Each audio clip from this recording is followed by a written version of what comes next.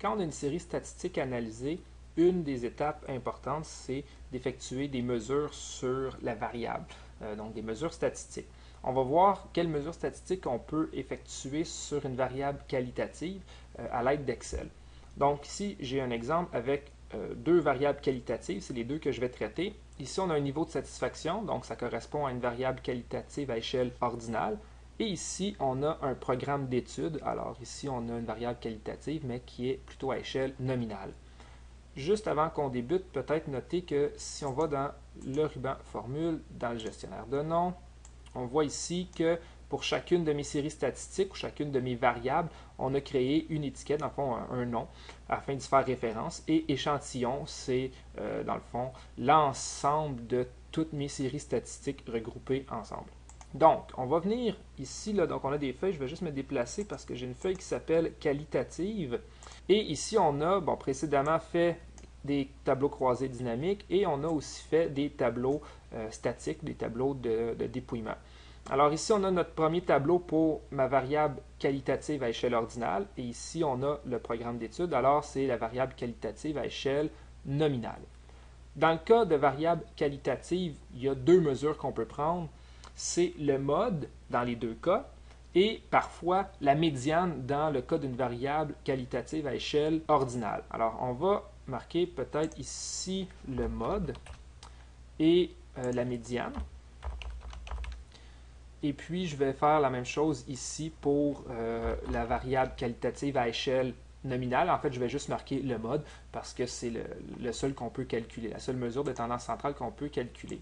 Donc ici, je vais peut-être juste venir comme ça justifier à droite. Alors, le mode égale mode ici. Alors là, la variable, c'est le niveau de satisfaction. Niveau de satisfaction. Voilà. Et on a comme mode 1. Je vais le justifier ici. Voilà, donc on a comme mode 1. Bon, là, c'est important, on ne laisse pas ça comme ça parce qu'il faut se rappeler qu'on est dans le cas d'une variable qui est qualitative. Et donc, 1 ne veut absolument rien dire comme mode. 1, si on retourne ici dans la feuille, 1, c'est le niveau de satisfaction très satisfait. Alors, je vais retourner dans ma feuille qualitative. Alors, le mode, bon, de toute façon, on le voit dans le tableau, hein, le pourcentage le plus élevé est atteint ici, là, donc c'est dans cette modalité-ci. Alors, notre mode n'est pas 1, mais bien entendu, notre mode est plutôt très satisfait. Voilà. Alors, le mode ici serait très satisfait. Pour la médiane, alors on peut la calculer, il faut s'assurer que cela a du sens. Donc, si on effectue le calcul, on regardera après si cela a du sens. Donc, médiane, le nom de ma variable, c'est le niveau de satisfaction. Et on a 1 comme médiane. Donc, même principe, ça serait très satisfait. Voilà. OK, donc ma médiane très satisfaite. Si on regarde, là, on a un pourcentage cumulé ici. C'est ici qu'on dépasse le 50%. Donc, on pourrait dire que au moins la moitié des étudiants sont très satisfaits de leur réussite scolaire depuis le début de la session. Alors, est-ce que cette interprétation-là se fait bien? Oui, tout à fait. Alors ici, on peut calculer la médiane pour cette variable-là, même si elle est qualitative. Le mode, donc la réponse la plus fréquente, est très satisfait. Et ici, on a un cas particulier. Notre mode dépasse 50%. Alors ici, on pourrait même dire, et ça c'est un cas rare, donc que le mode ici représente la majorité des étudiants. Ce n'est pas toujours le cas. Le mode, on se rappelle que c'est vraiment la valeur qui revient le plus souvent. Ça ne veut pas dire qu'on a nécessairement 50%, plus de 50%, mais dans ce cas-ci, on l'a. Alors là, on a deux variables, plutôt deux mesures, le mode et la médiane. Dans ce cas-ci, le mode serait plus représentatif que la médiane, étant donné qu'on a une majorité de gens qui ont répondu très satisfaits. Donc ici, on a un mode majoritaire, si on veut, là, en termes de pourcentage. Donc c'est rare que ça l'arrive, mais quand ça l'arrive, on est content.